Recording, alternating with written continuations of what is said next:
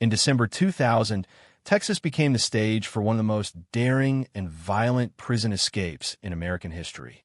George "Angel" Rivas, Jr., the charismatic yet ruthless leader of what would soon be known as the Texas 7, had been serving multiple life sentences when he orchestrated a breakout from the John B.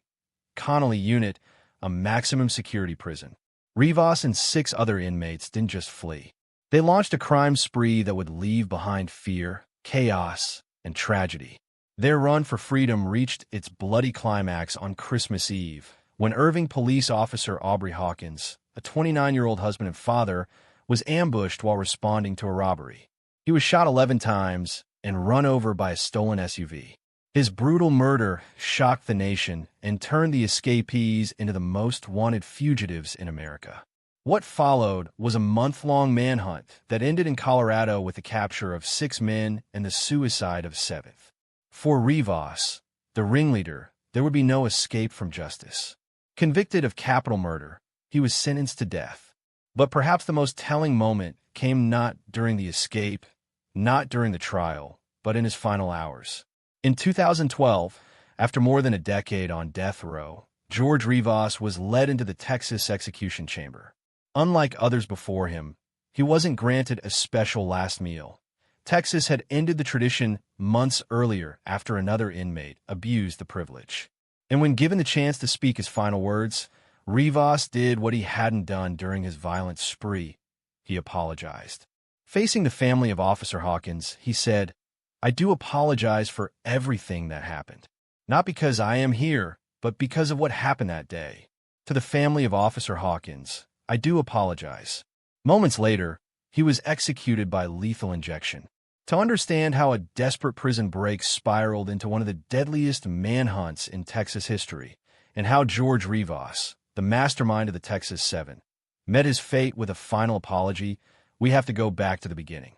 But first, hit subscribe and tap the notification bell, because this is a case that doesn't just haunt Texas, it haunts an entire nation.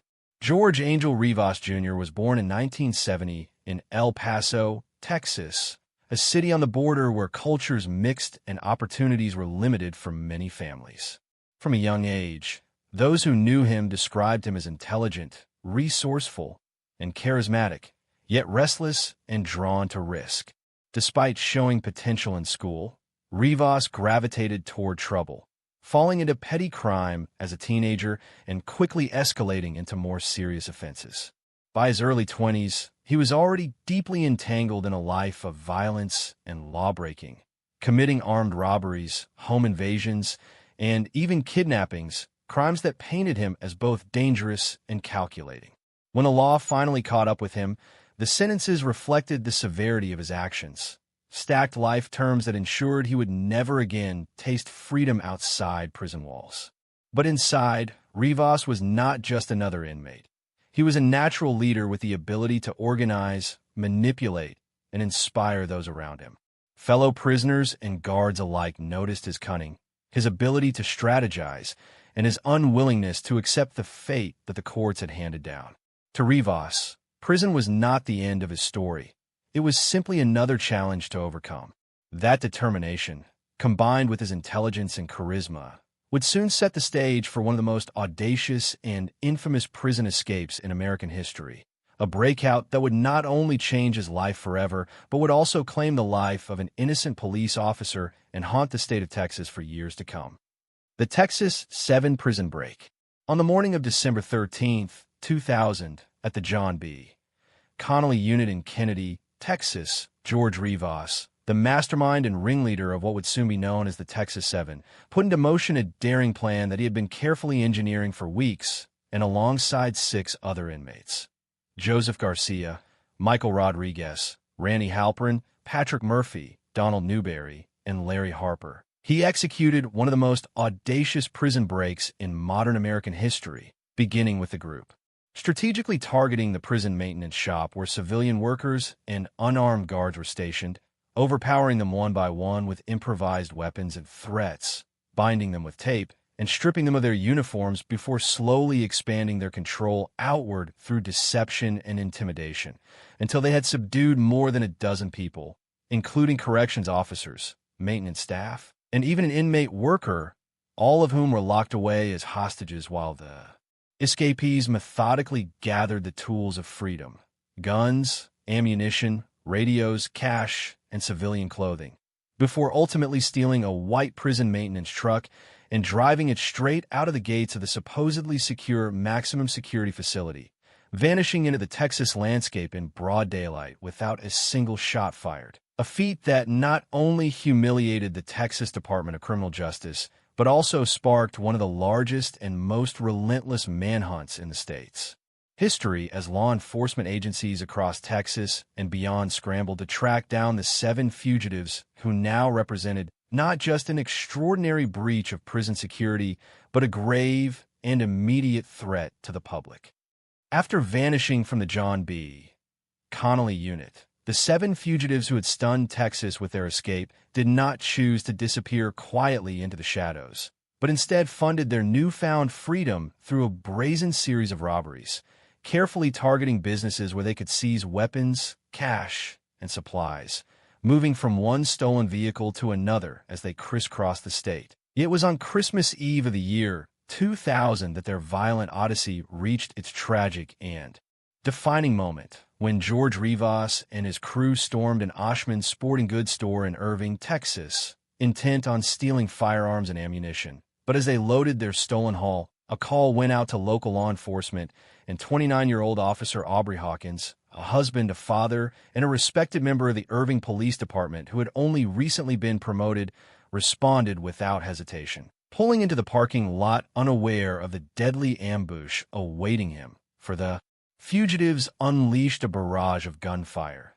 striking him 11 times before dragging him from his patrol car, and as he lay mortally wounded, Rivas himself ran him over with a stolen SUV to ensure there would be no witness to their crime, an act of such cold violence that it sent shockwaves through the law enforcement community nationwide, turning Hawkins into a symbol of sacrifice and duty while cementing the Texas 7 as the most wanted fugitives in America, their faces now broadcast across every television screen and every newspaper front page, and their ruthless actions forever altering the course of the manhunt that would soon bring their brief taste of freedom to a bloody and inevitable end.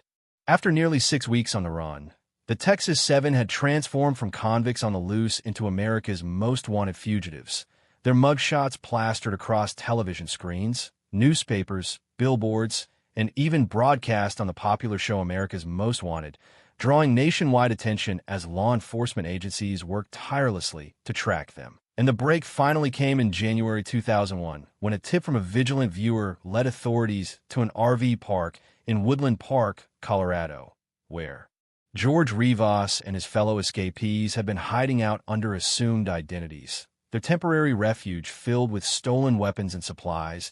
And as heavily armed SWAT teams, FBI agents, and local officers closed in on the campground, the fugitives realized their desperate run was over, prompting one of the 7, Larry Harper, to take his own life rather than face capture, while the remaining 6 were cornered and surrendered after a tense standoff that brought an end to one of the most extensive manhunts in Texas history. Their arrest scenes broadcast live across the nation, their once cocky defiance replaced by shackles and mugshots, and in that moment the chapter of their violent escape closed, paving the way for trials that would ensure George Rivas and his crew would never again walk free. When George Rivas and the surviving members of the Texas 7 were returned to Texas in chains, the weight of justice moved swiftly, and as the acknowledged ringleader of the escape, Rivas faced the harshest judgment, standing in a courtroom where the evidence against him was overwhelming. Eyewitness testimony placing him at the center of the Christmas Eve robbery, forensic reports confirming the barrage of bullets that struck Officer Aubrey Hawkins, ballistics linking the stolen weapons to the crime scene, and even his own admissions that left little room for doubt.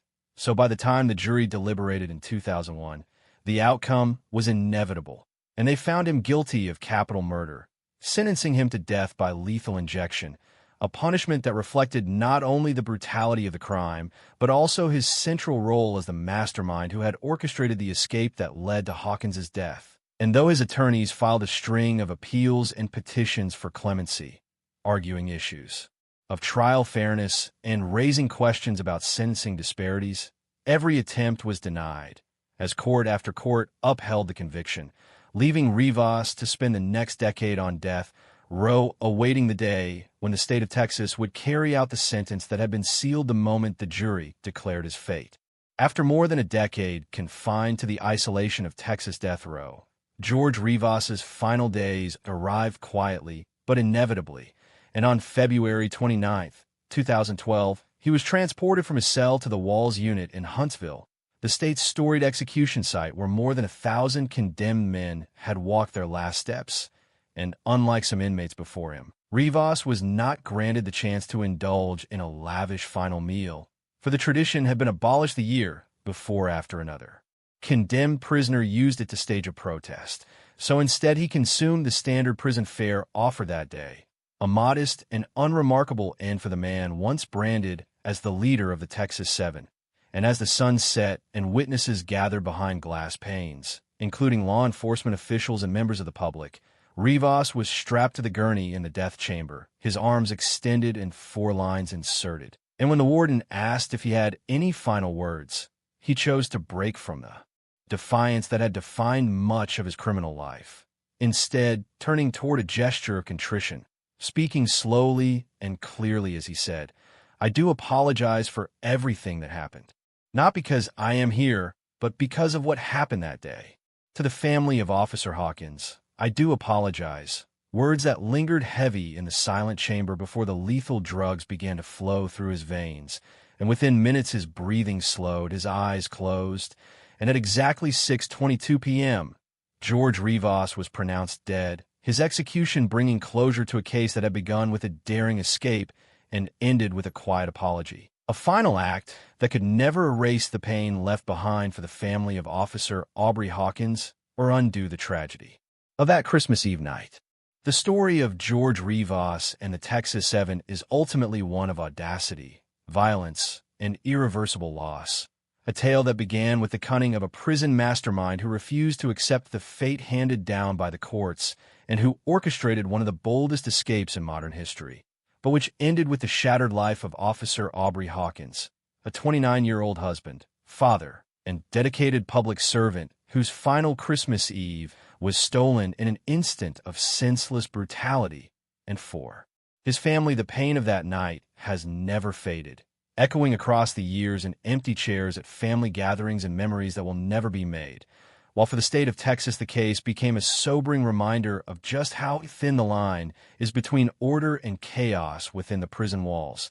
And though George Rivas's execution in February 2012 formally closed the legal chapter of the saga, the scars it left behind on the Hawkins family, on the Texas Department of Criminal Justice, and on every community that watched the drama unfold, remain as proof that the consequences of violence ripple far beyond a single night or a single crime, serving as a warning and a lesson written in blood and loss.